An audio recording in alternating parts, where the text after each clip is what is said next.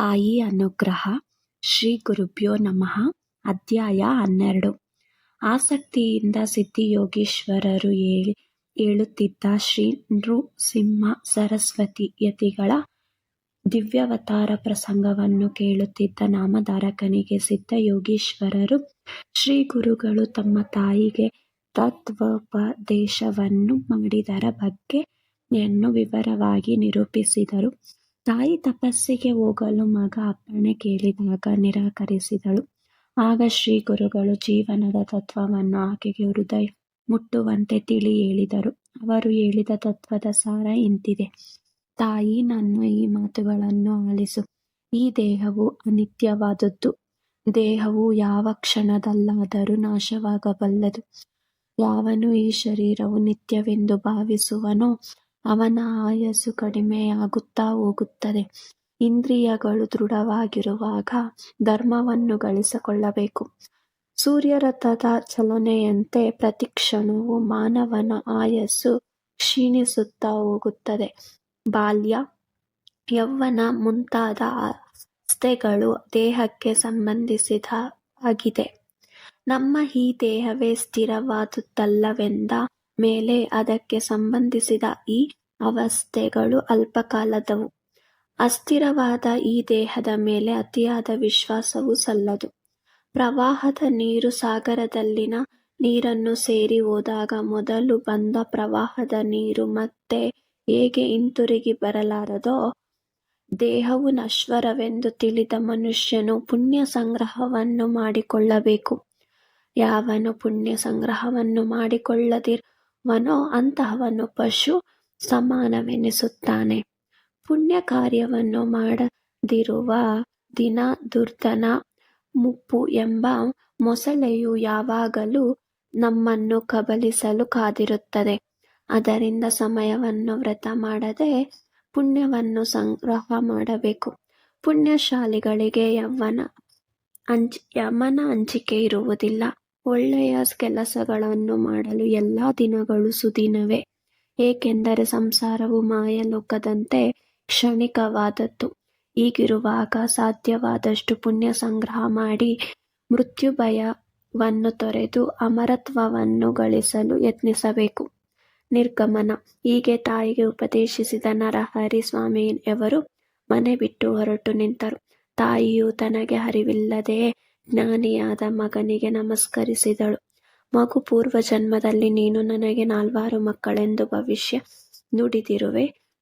ಅಲ್ಲಿಯವರೆಗೂ ನಮ್ಮೊಡನಿದ್ದು ತಪಸ್ಸಿಗೆ ಹೋಗಬಾರದೆ? ಇದಕ್ಕೆ ಮೀರಿ ನೀನು ತಪಸ್ಸಿಗೆ ಹೋದರೆ ನಾನು ದೇಹತ್ಯಾಗ ಮಾಡುತ್ತೇನೆ. ನೀನು ಅವತಾರ ಪುರುಷ. ಆದರೆ ಮಗನೆಂಬ ಮಮತೆ ನನಗಿನ್ನೂ ಇದೆ ಎಂದಳು.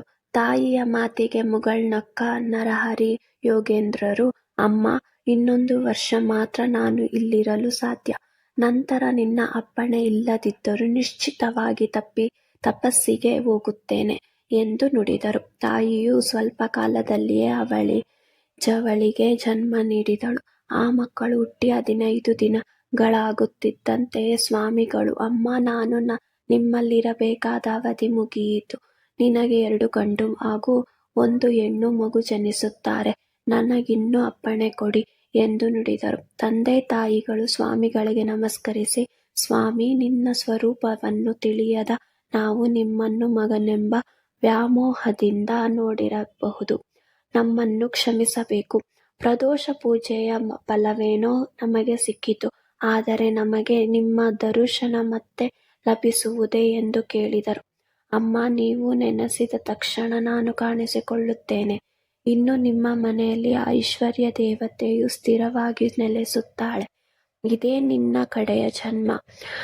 30 ವರ್ಷಗಳ ನಂತರ ನಿಮಗೆ ಮತ್ತೆ ಕಾಣಿಸಿಕೊಳ್ಳುತ್ತೇನೆ. ಈಗ ಬದರಿಕ ಆಶ್ರಮಕ್ಕೆ ಹೋಗಿ ಸಿದ್ಧಪುರುಷರ ದರ್ಶನ ಪಡೆಯುತ್ತೇನೆ ಎಂದು ನುಡಿದ ನರಹರಿ ಯೋಗಿಗಳು ತಂದೆ ತಾಯಿ ಎಲ್ಲರನ್ನೂ ಬೀಳ್ಕೊಂಡು ಅಲ್ಲಿಂದ ಹೊರಟರು.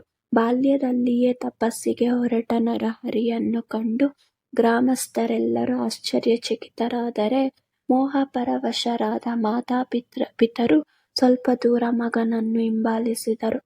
ಆಗ ಗುರುದೇವರು ಅವರಿಗೆ ನಿಲ್ಲುವಂತೆ ಸೂಚಿಸಿ ತನ್ನ ನಿಜ ಸ್ವರೂಪವನ್ನು ತೋರಿಸಿದರು. ಸಾಕ್ಷಾತ್ ತ್ರಿಮೂರ್ತಿ ಸ್ವರೂಪರಾದ ದತ್ತಾತ್ರೇಯನನ್ನು ಕಂಡು ತಂದೆ ತಾಯಿಗಳು ಮೂಕ ವಿಸ್ಮಿತರಾದರು. ಪರಮಾನಂದದಿಂದ ಆ ದಿವ್ಯ ಮಂಗಳ ರೂಪನಿಗೆ ಮಣದಣಿದು ನಮಸ್ಕರಿಸಿ ಮತ್ತೆ ದರ್ಶನ ನೀಡುವಂತೆ ಬೇಡಿದರು. ಗುರುಗಳ ಅಪ್ಪಣೆಯಂತೆ ಭಾರವಾದ ಹೃದಯದಿಂದ ಮನೆಗೆ ಹಿಂತಿರುಗಿದರು. ಬದರಿ ದರ್ಶನ. ಉತ್ತರ ದಿಕ್ಕಿಗೆ ಸಾಗಿದ ಶ್ರೀ ಗುರುಗಳು ಬದರಿ ಕ್ಷೇತ್ರವನ್ನು ತಲುಪಿ ಅಲ್ಲಿಂದ ಆನಂದ ಮಠಕ್ಕೆ ಹೋದರು.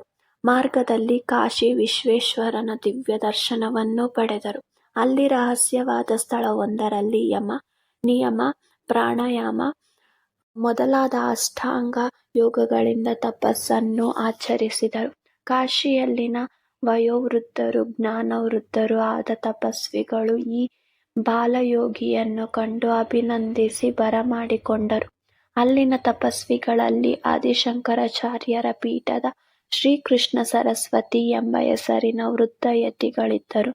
ಅವರು ಯೋಗ ದೃಷ್ಟಿಯಿಂದ ಬಾಲಕನ ಸ್ವರೂಪವನ್ನು ತಿಳಿದು ಅಲ್ಲಿಂದ ತಪಸ್ವಿಗಳನ್ನು ಕುರಿತು, ಪೂಜ್ಯರೇ, ಈ ಬಾಲಕನು ಸಾಮಾನ್ಯನಲ್ಲ, ಅವತಾರ ಪುರುಷನು, ವಿಶ್ವವಂದ್ಯನೂ ಆದ ಈ ಬಾಲಯೋಗಿಗೆ ನಾವು ಸನ್ಯಾಸ ದೀಕ್ಷೆಯನ್ನು ನೀಡಲು ನಿರ್ಧರಿಸಿದ್ದೇವೆ ಎಂದು ನುಡಿದರು.